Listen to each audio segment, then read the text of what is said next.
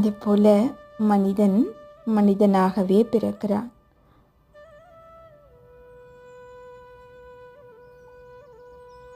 மனிதன் தேவதைகளா வாழ்ந்தோம், அதே மனிதன் இன்னைக்கு அசுரத்தன்மையோட வாழ்கிறோம். அவ்வளோதான்.